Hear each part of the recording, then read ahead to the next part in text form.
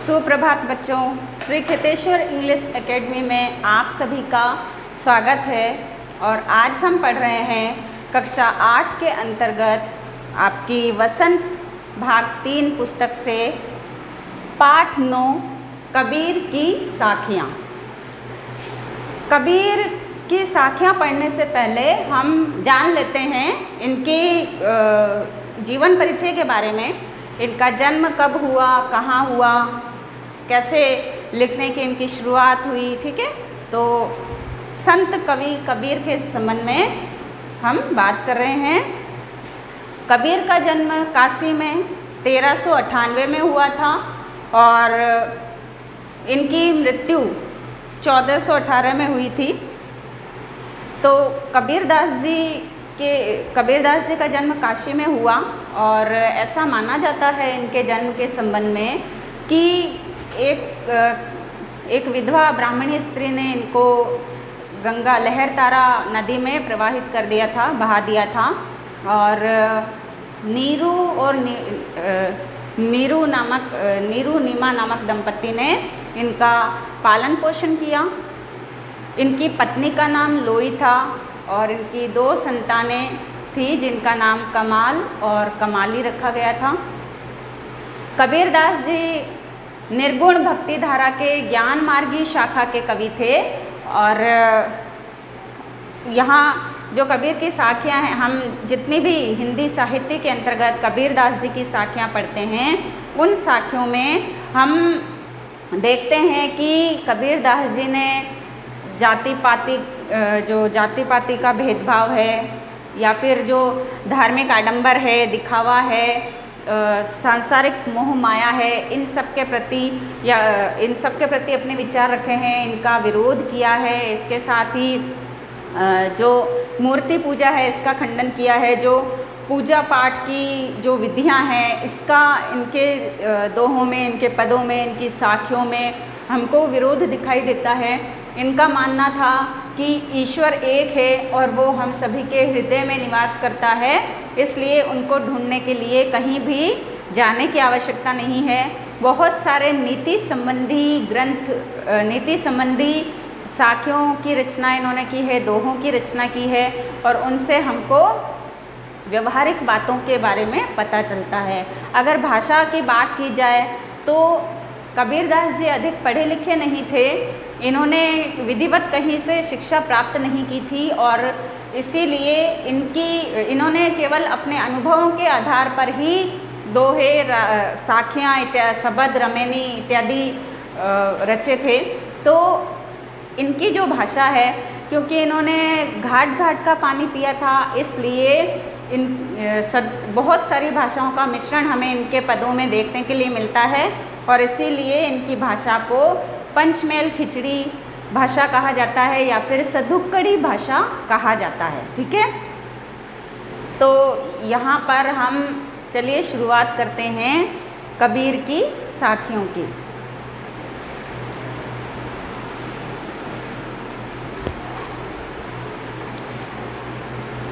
तो पहला दोहा है, जाति न पूछो साधु की, पूछ लीजिए ज्ञान, मोल करो तरवार का, पड़ा रहन दो म्यान। कबीरदास जी ने यहाँ पर ज्ञान के महत्व को बताया है। ये जो पहला दोहा है इसमें ज्ञान का महत्व बताते हुए कबीरदास जी कहते हैं कि हमें यदि कोई सच्चा ज्ञानी मिल जाए तो हमें उसकी जाति पूछ करके उसका अपमान नहीं करना चाहिए, बल्कि जितना हो सके उससे हमें ज्ञान अर्जित करना चाहिए।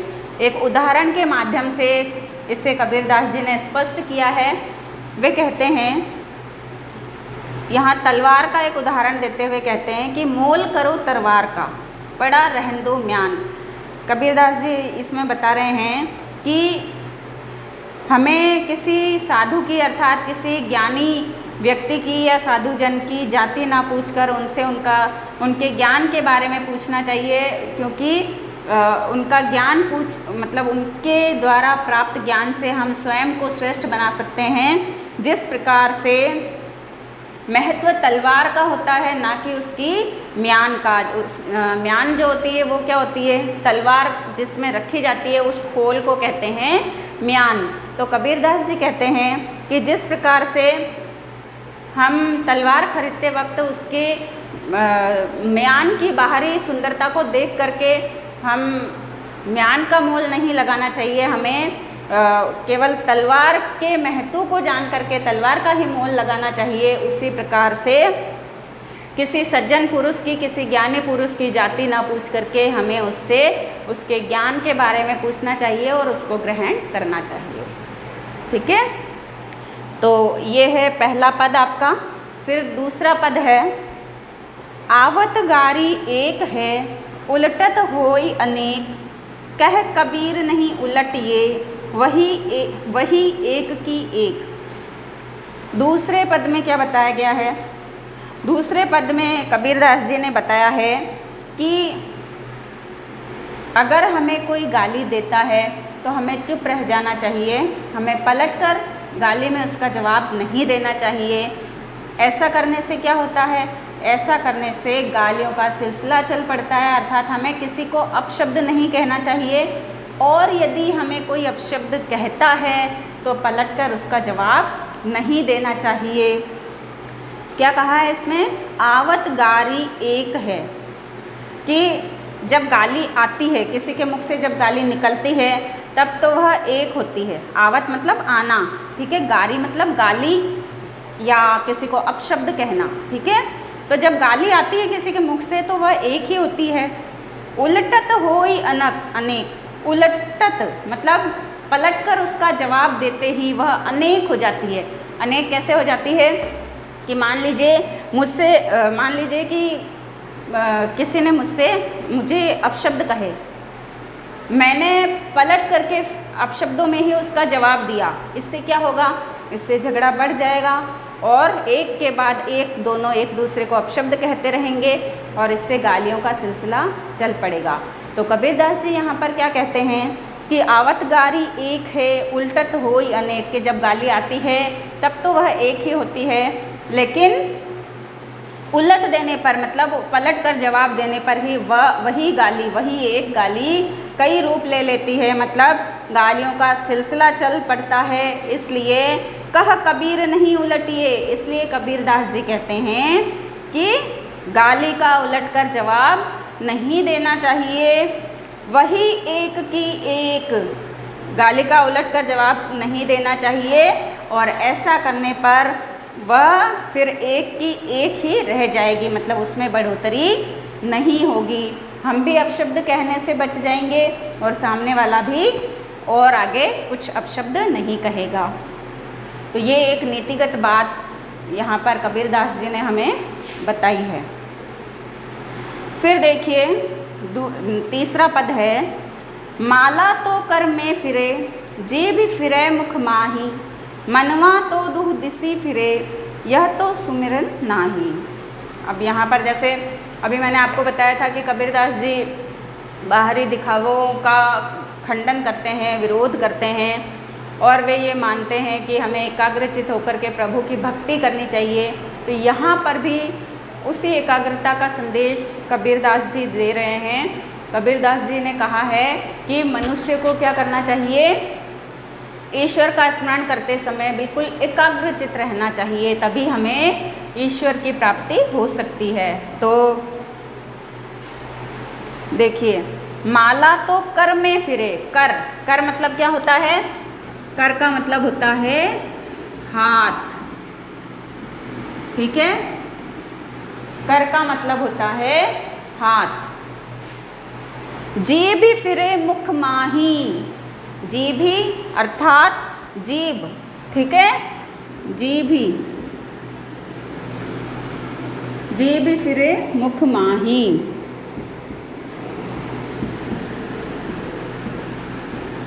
माही, माही मतलब मद के अंदर, माही मतलब में, ठीक है।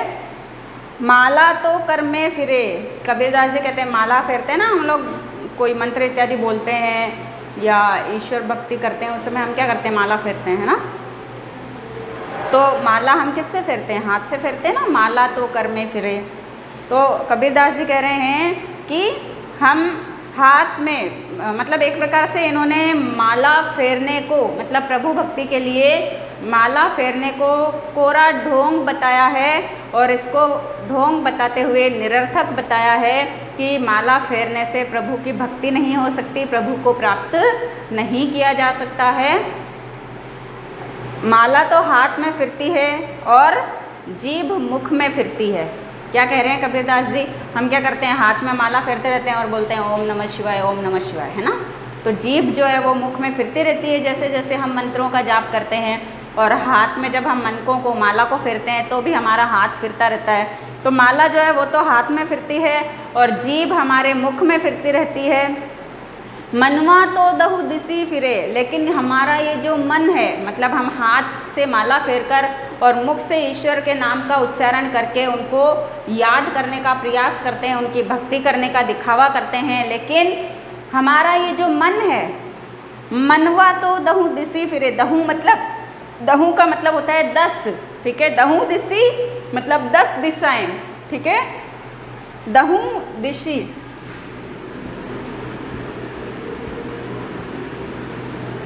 दहु दिशी, इसका मतलब होता है 10 दिशाएं, ठीक है, 10 दिशाएं।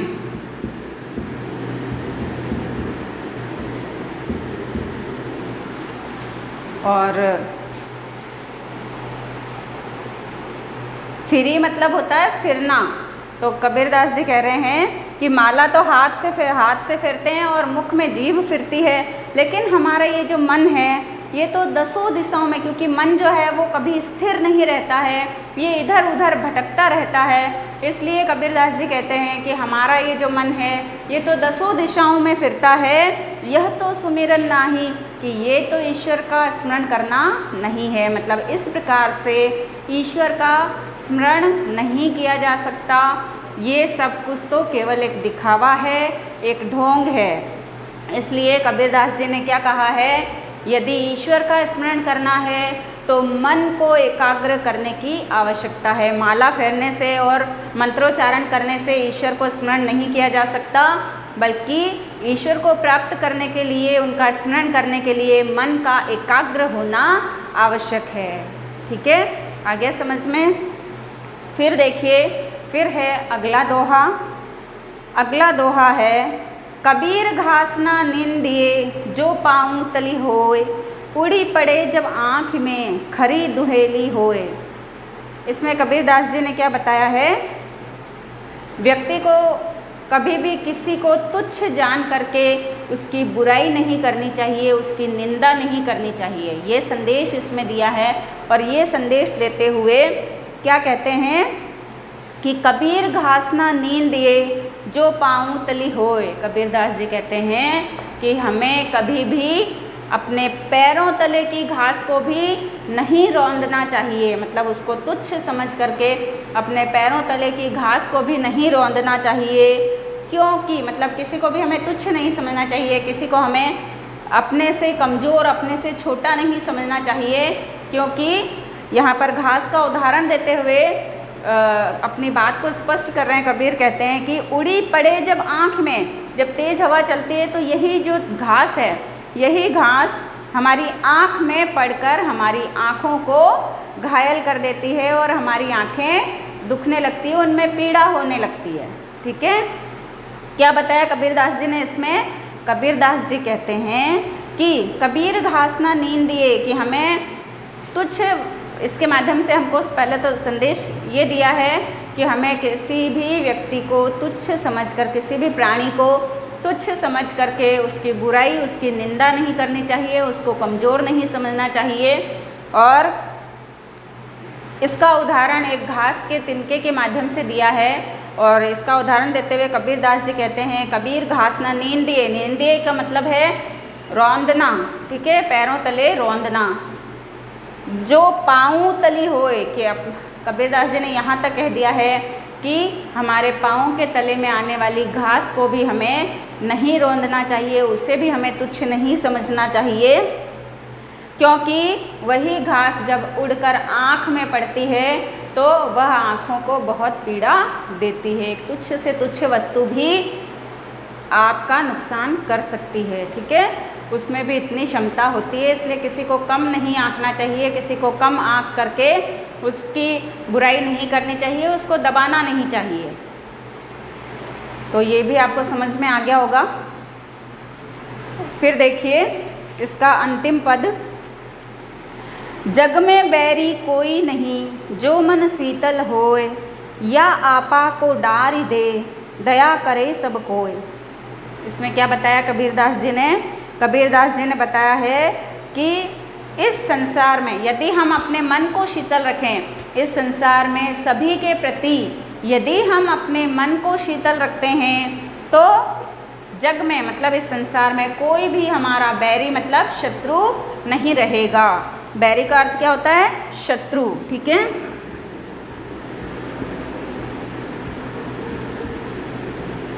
बैरी, और बैरी का अर्थ है शत्रु।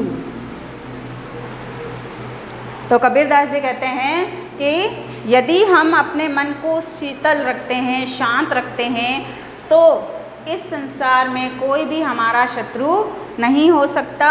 या आपा को डार दे। आपा, आपा का मतलब क्या होता है? आपा का मतलब होता है अहंकार। ठीक है, आपा, और आपा का अर्थ है